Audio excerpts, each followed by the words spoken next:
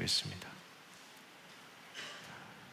요한계시록 3장 7절에서 13절까지 말씀 한 절씩 교독하여 읽겠습니다.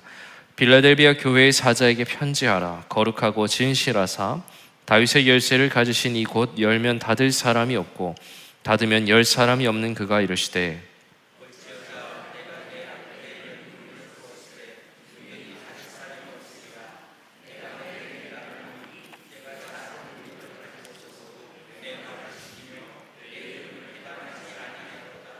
보라, 사탄의 회당 곧 자칭 유대인이라 하나 그렇지 아니하고 거짓말하는 자들 중에서 몇을 내게 주어 그들로 와서 내 발 앞에 절하게 하고 내가 너를 사랑하는 줄을 알게 하리라.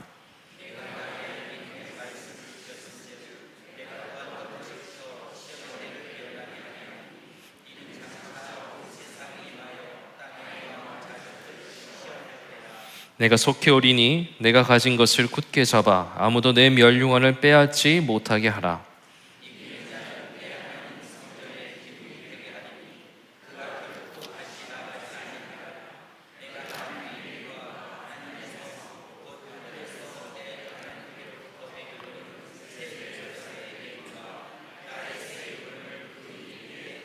(13절) 귀 있는 자는 성령이 교회들에게 하시는 말씀을 들을지어다. 아멘. 작은 고추가 맵다라는 말을 알 겁니다. 그런 사람들이 이 속담을 좀 종종 어떤 상황 속에서 사용을 하죠. 그 뜻은 무엇입니까? 크기가 그 사람이나 혹은 공동체의 능력을 결정하지 않는다는 뜻입니다. 예수님도 같은 원리로 말씀을 자주 하셨어요. 세상에서 가장 작은 씨앗이라고 하는 그 겨자씨가 세상에 보기에는 참 미흡하고 작아 보이지만 땅에 심기어서 자라게 되면 엄청나게 큰 나무가 된다라고 주님께서 말씀하셨어요.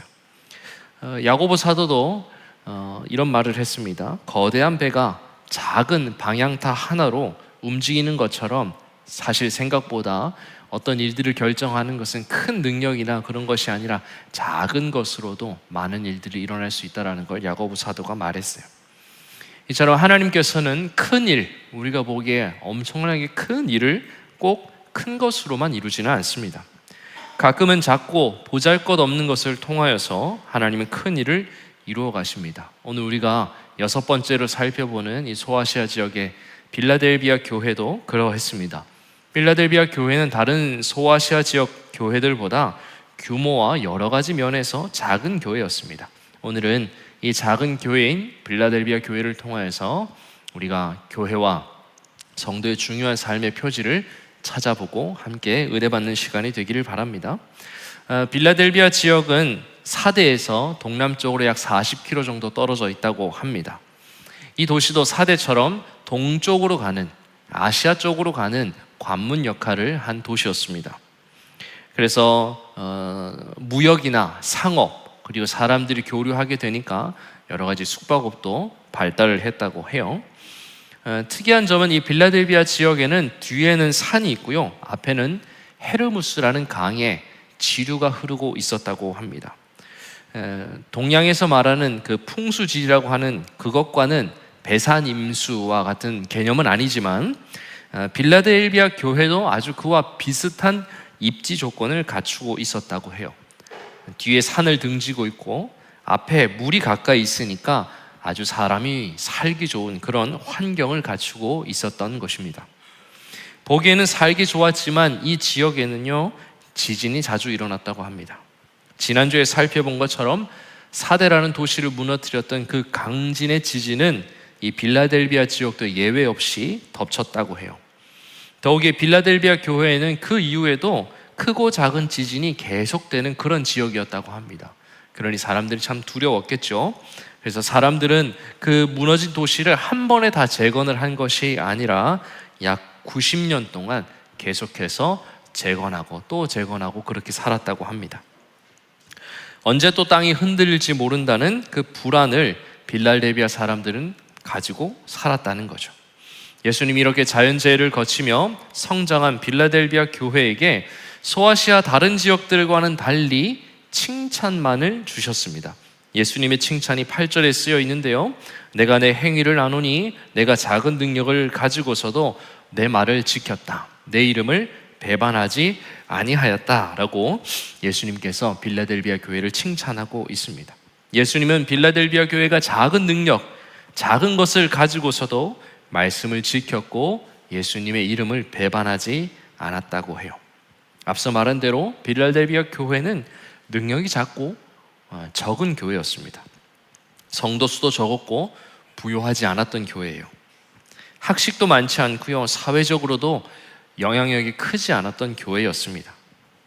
그런데도 빌라델비아 교회와 성도들은 소아시아 교회들이 겪은 그 고난과 박해와 핍박 속에서도 예수님의 말을 잘 지켜냈다고 합니다. 그리고 예수님의 이름이 온전히 영광을 얻을 수 있도록 이들이 살았다는 겁니다.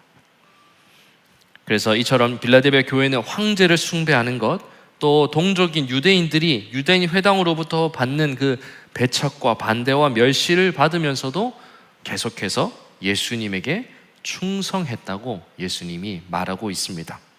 그래서 예수님에게 다른 교회에서는 칭찬도 조금 있고 그리고 책망도 있는데 이 작은 교회였던 이 빌라델비아 교회는 주님이 온전히 칭찬만을 주고 있다는 겁니다. 여기서 저와 여러분들은 교회와 성도들의 6번째 표지를 발견할 수 있습니다. 교회와 성도는 예수님의 말을 그리고 이름을 지키는 사람들과 공동체입니다. 사랑하는 여러분, 저와 여러분들은 지키는 사람들입니다. 베드로전서 2장 12절을 같이 한번 보겠습니다. 시작. 너희가 이방인 중에서 행실을 선하게 가져 너희를 악행한다고 비방하는 자들로 하여금 너희 선한 일을 보고 오시는 날에 하나님께 영광을 돌리게 하려 함이라. 베드로 사도는 성도들에게 뭐라고 말하고 있습니까? 행실을 선하게 가져야 된다라고 말해요.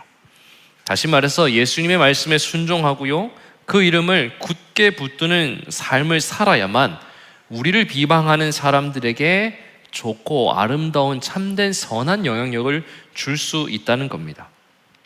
그럴 때 그들도 우리의 삶을 보면서 나중에 최종적으로 하나님에게 영광을 돌릴 수 있다는 겁니다. 예수님도 이런 이야기를 마태복음 5장에서 하셨어요. 너희의 빛이 사람 앞에 비치게 하여라. 그들로 너희 착한 행실을 보고 하늘에 계신 너희 아버지께 영광을 돌리게 하라. 예수님은 우리가 하나님의 뜻을 지키면서 예수님의 이름이 빛나도록 예수님의 이름을 높이며 사는 그 행동이 세상 안에서 어둠 가운데 빛처럼 임할 수 있다라고 주님이 말씀하셨어요. 사랑하는 우리 동산교회 성도 여러분, 지난 한 주 예수님의 말을 잘 지키며 살아오셨습니까? 예수님의 이름에 걸맞게 여러분들의 삶을 잘 경영하고 지금 여기 와 계십니까? 우리는 말만 하고요 사는 사람들, 그런 공동체가 아닙니다. 우리는 예수님의 말씀을 듣고 그의 뜻을 최선을 다해 우리가 살아가는 땅의 현장에서 이루며 살아가야 합니다.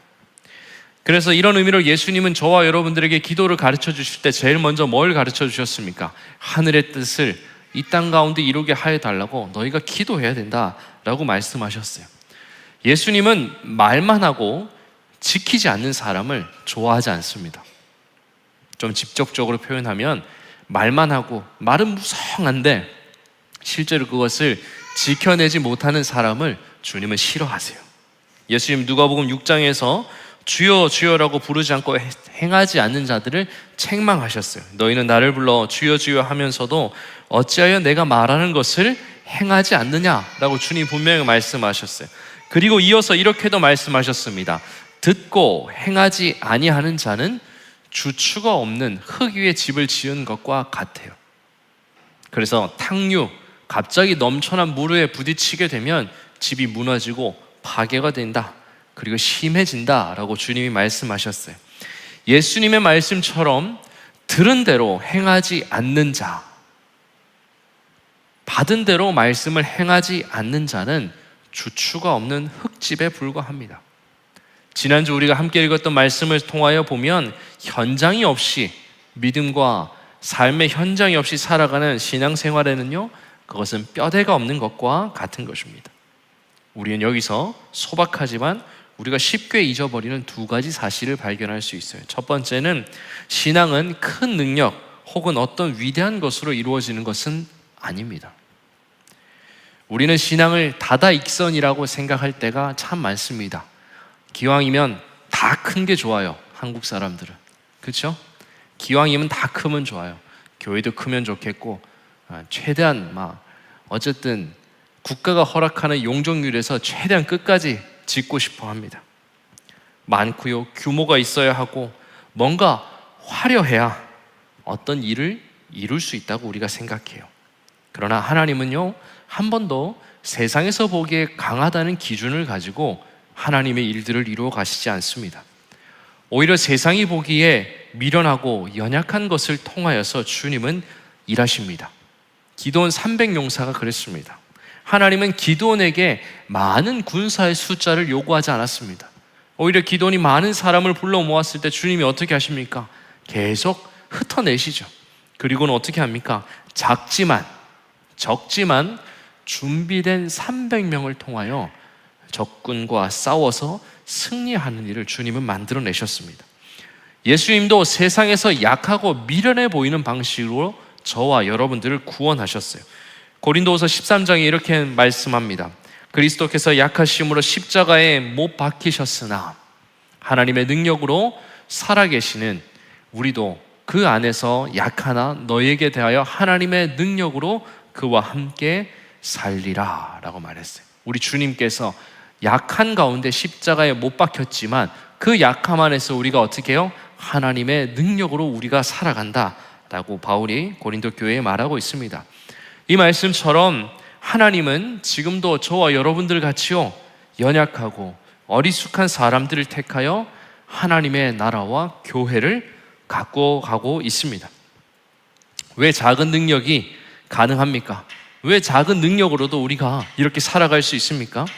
왜냐하면 우리가 아무리 작고 연약할지라도 하나님의 전능하심을 의지하는 순간 우리의 능력이 아니라 하나님의 능력이 우리의 삶과 교회와 우리의 가정에 역사하기 때문입니다.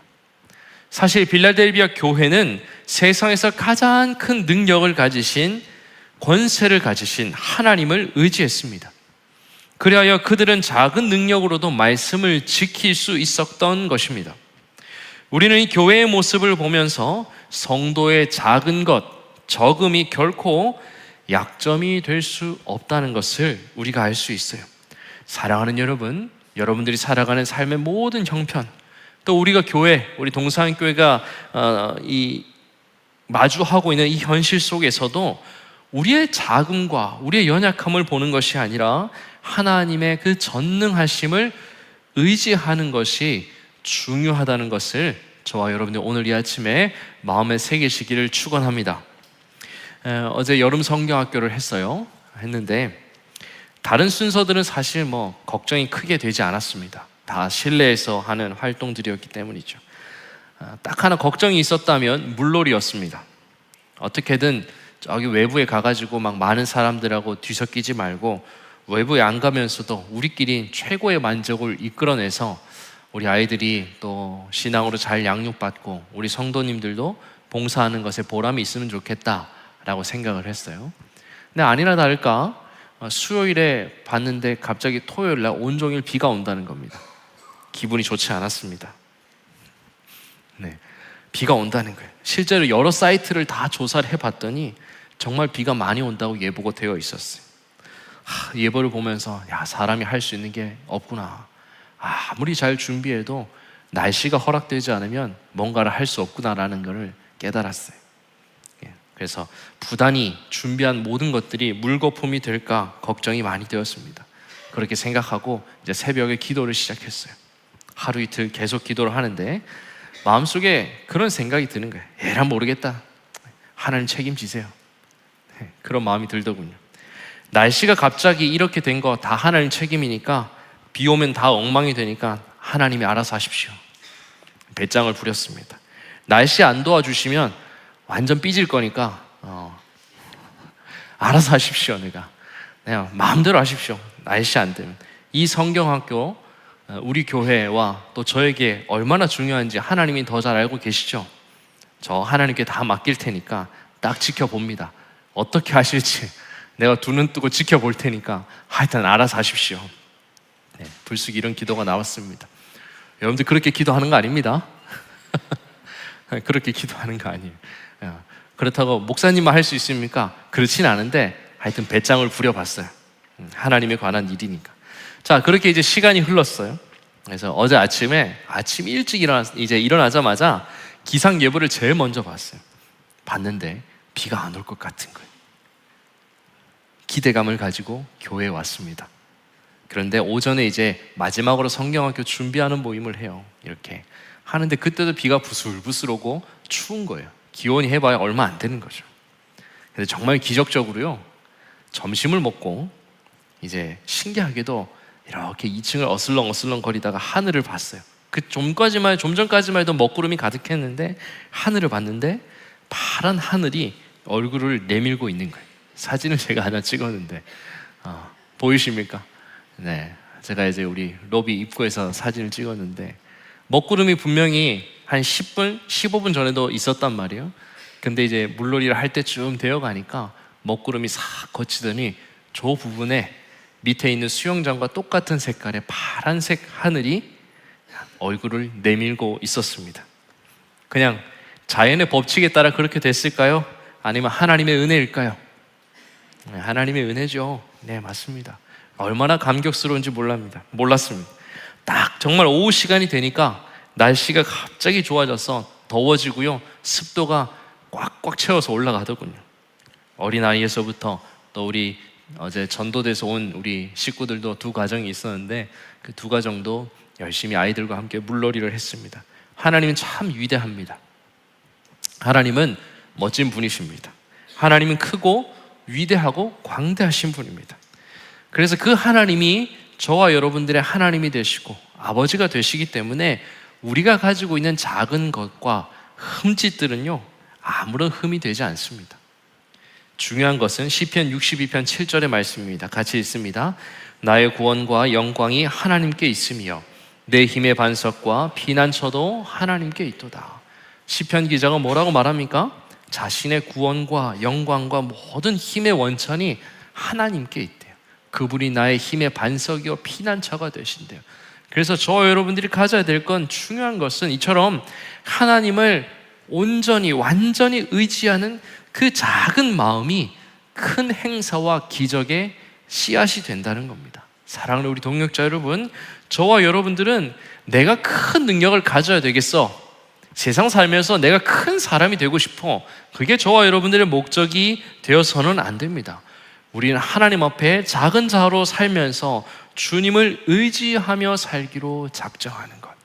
모든 삶의 순간순간마다 하나님 나를 좀 크게 해주세요 라고 말하는 그런 사람이 아니라, 하나님 저는 작은 사람입니다, 아이에 불과합니다, 그러나 하나님을 의지합니다, 이 마음이, 그 작은 능력으로도 하나님을 의지하는 것, 그것이 중요하다는 것을 잊지 않으시기를 간절히 축원합니다. 특별히 오늘 세례를 받으시는 우리 6분에게 권합니다. 지금은 작고 미약해 보일 수 있는 여러분의 믿음도 하나님을 온전히 의지하며 내 모든 힘의 반석과 피난처가 하나님께 있다는 것을 기억하며 살아가시기를 축복합니다.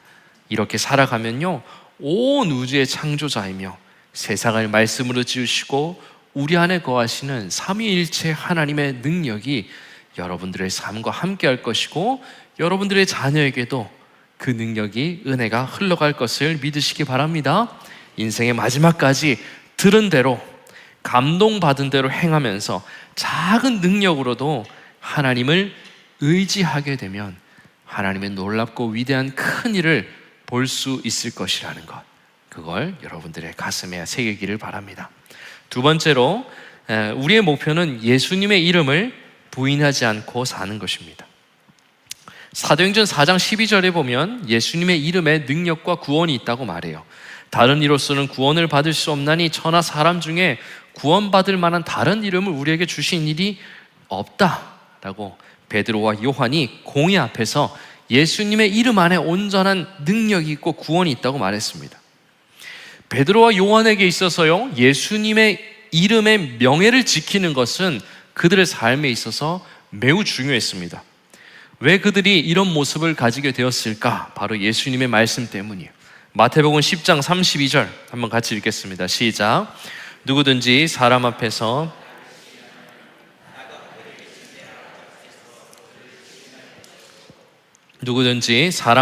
나를 부인하면 나도 하늘에 계신 내 아버지 앞에서 그를 부인하리라.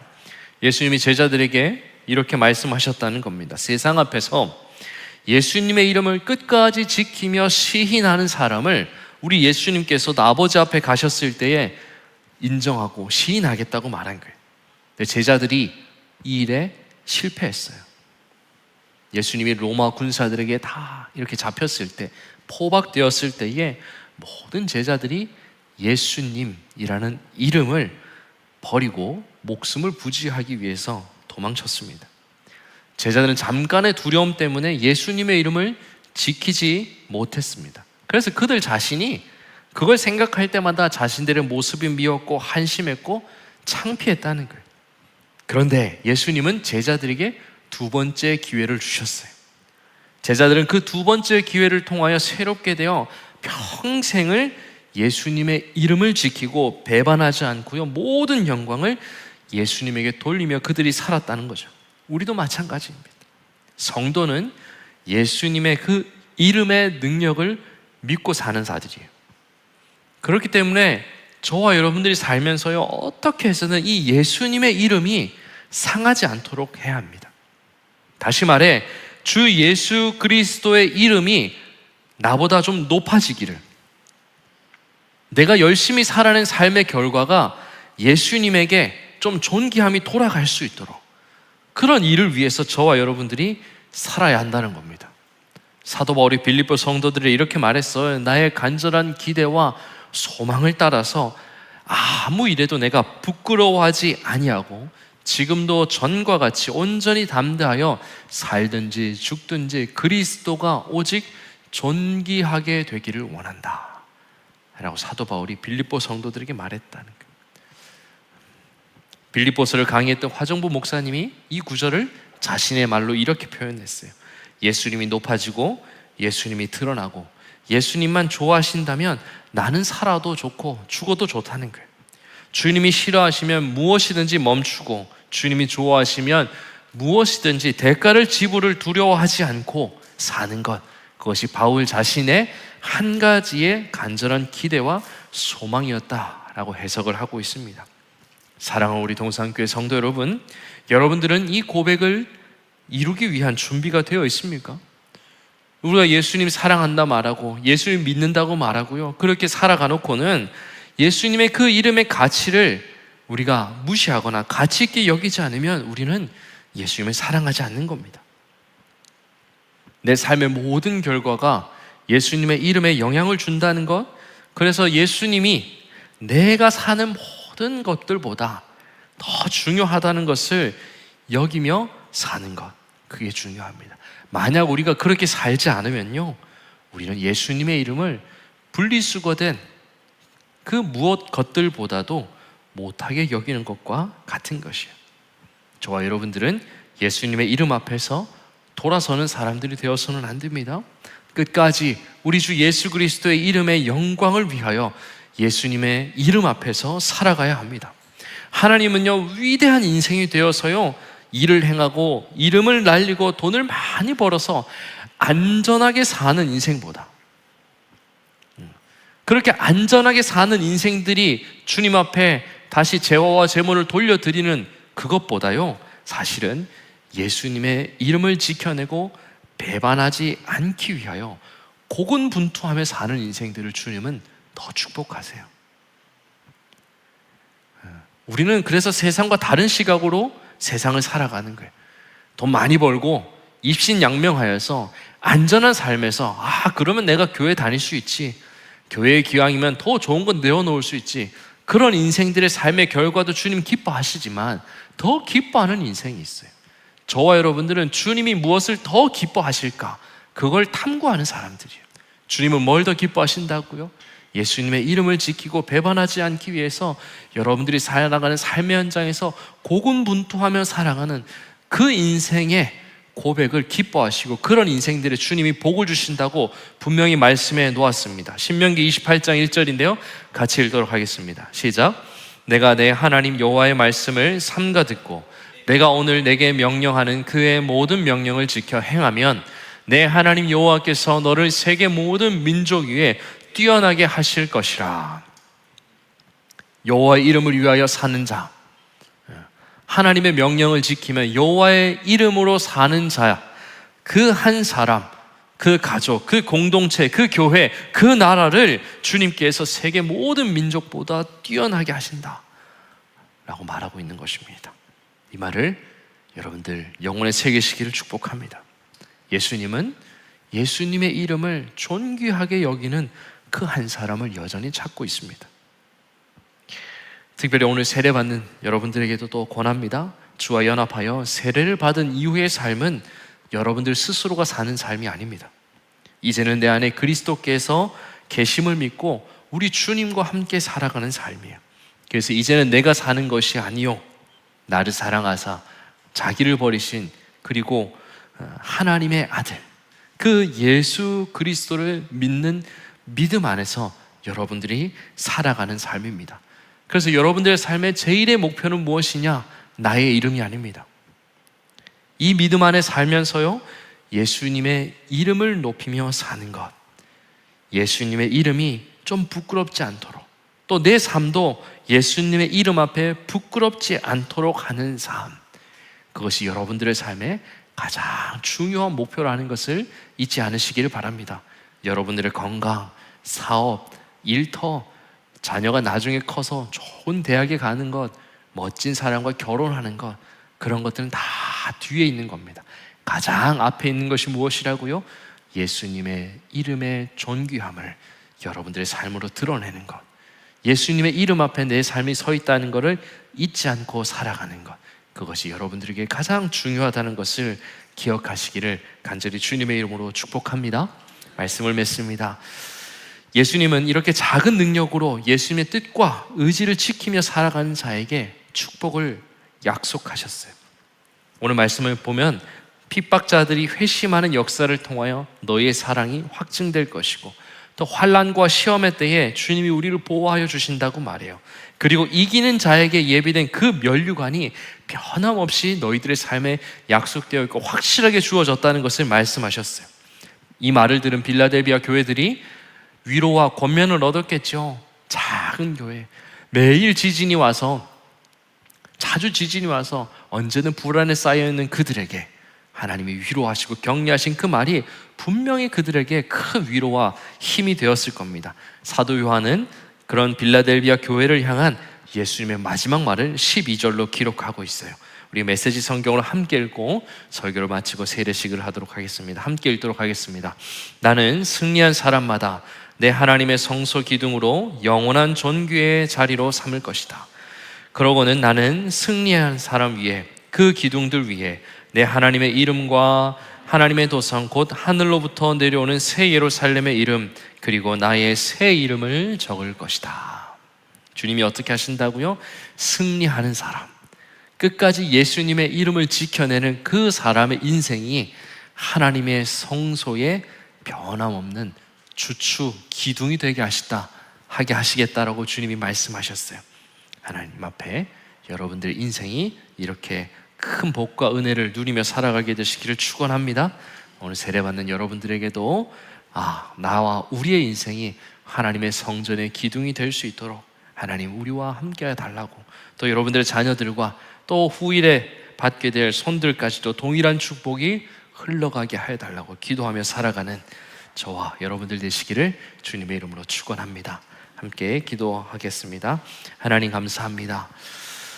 빌라델비아 교회가 작은 능력으로도 하나님 앞에 영광을 돌린 것처럼 저와 여러분들도 하나님이 주시는 은혜로 말미암아 작고 적은 능력으로서도 하나님 앞에 우리의 삶을 드리며 나아가는 축복이 있게 하여 주시옵소서. 예수님의 이름을 지키며 예수님의 이름의 가치를 드러내며 살아가는 우리가 되게 하시고, 하나님이 주시는 복과 은혜로 살아가는 우리 모두가 되게 하여 주시옵소서. 감사드리며 예수님의 이름으로 기도드렸습니다. 아멘. 네,